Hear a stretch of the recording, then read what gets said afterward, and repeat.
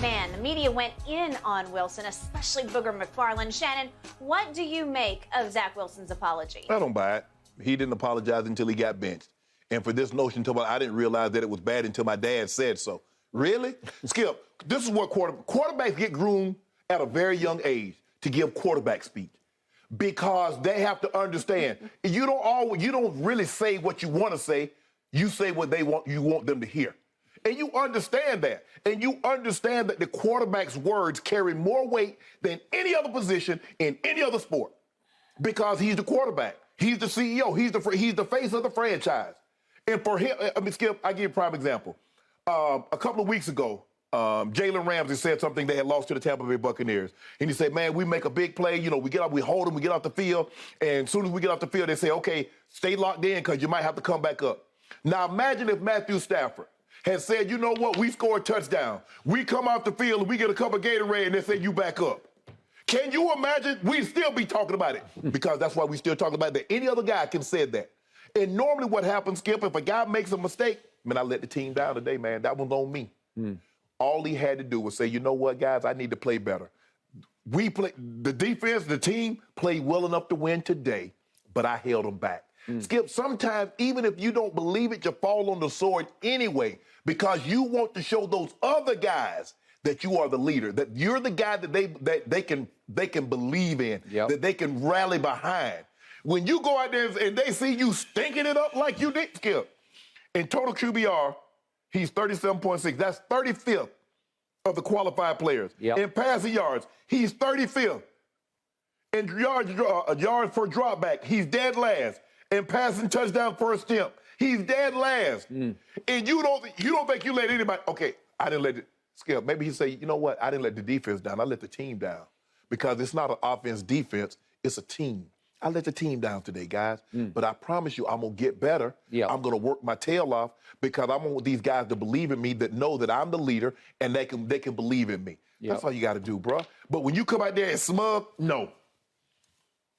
Okay. And what did Robert Saleh say? I don't know if they hate him, but they irritated. Coaches got the pulse. They feel the team. They got a great sense of what's going on in the locker room, Skip. He knows he had no choice but to do this. No choice. So I start with this. He looks like a little kid to me, and he acts like a little kid to me. But I don't condemn just him for that. They knew what they were choosing when they chose him second overall. I told you I watched him 3 times last year before the draft when we went back and forth about who would you take high. And I said, he has a spectacular flair to him, but he has no textbook technique at all to him. And he lacks poise in the pocket, and he couldn't do the little things in college to match up with his occasional big thing. Yet, the Jets, in all my years of studying drafts, I've never heard a team lock in on a player from day one. It's like we're 2 months out, and I'm reading reports. The Jets are locked in on Zach. You're locked in? And he knew that, too. And it was a done deal, and it was the only done deal on draft night where we just knew full well he is going second overall to the Jets.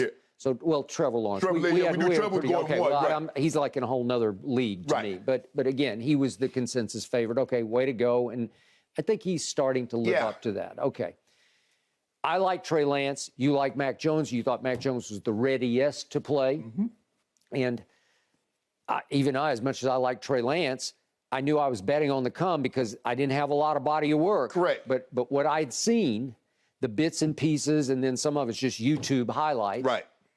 I loved because then when I studied his background, he's gym rat, he's dedicated, he's high character, he's everything you can count on and bet on in a franchise quarterback. And obviously, 2 people you know very well, the Shanahans that you sort of grew up in football around, and you watched Kyle grow up under his dad, Mike. They swooped up and they bet their whole future on Trey Lance out of North Dakota State. And it was pretty surprising to me, but that's number 3 overall. And we saw some we saw some moments from him, but he hasn't been able to stay healthy either last year or obviously this year, and they better be right about it. And I think they will be over the long haul, because he can do something that Jimmy G really can't, and that's he can run with the football. Right. And he can run with it effectively enough that it's going to make that running game virtually unstoppable to me. Mac Jones, I've seen bits and pieces. I still think he'll always leave you a little bit wanting. But has he done pretty well? Yep. Has he been ready to play? Yep. I will give you that. You're gonna have to do you're gonna have to do for Mac Jones what the Miami Dolphins did for Tua. You realize what he had. He was throwing to Devontae Smith. He was throwing to Jalen Waddle. He had Najee Harris in the backfield. So what did they do for Tua? They went out and got him a Tyreek. They added with a Jalen Waddle, and they gave him a dominant run game. They get Wilson Jr. They got Mostert, and they got Gesicki, who's injured right now. But Skip, you see what they've done. They've given him what he had in college to make him more successful. They did, and they went out and got a coach who's making him feel like a prince. You know, like making him feel like he's a real deal. And I think that might have been a mistake, Skip, because they identified the guy so early. He knew early on, and he didn't really have to work. He didn't have to go through anything. He didn't Zach Wilson. Zach Wilson. All the other recruits, the candidates, potential prospects, Skip, they got to be on their best behavior. Well, I already know y'all taking me. I already know if I already know I got the job, Skip, I'm going to come in there in sweatpants. I'm going to come in there. I ain't got to give you my best effort. Okay, so then I read a quote from, I read this out of the ESPN story. Zach Wilson is historically bad when throwing under pressure. He has a tendency to look at the pass rush instead of downfield, often resulting in throws off his back foot. Well, just go look at the tape. That's who he was in college. Right. And then his coordinator, Mike LaFleur, said, I have to find a way to get him fundamentally sound in his lower half. That was already out. That's who you drafted. That's the joke's on you. So in the end, I do blame the kid for his remark, because he went to war with the media and he's trying to dismiss him. No, I didn't let him down. But again, you have to blame the team ultimately who chose him number 2 overall. You know why, Skip? Because they got so enamored he can make throws like Mahomes. But if you think about it, Mahomes can make those off-target, off-balance throws.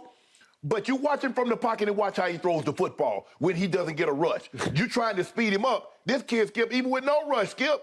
I mean, he had Barrios, I think that was him in the flat, and he throws the ball 10 feet over his head. And Barrios, Skip, the ball's coming Barrios like. That was the worst of the plays. Was that for me?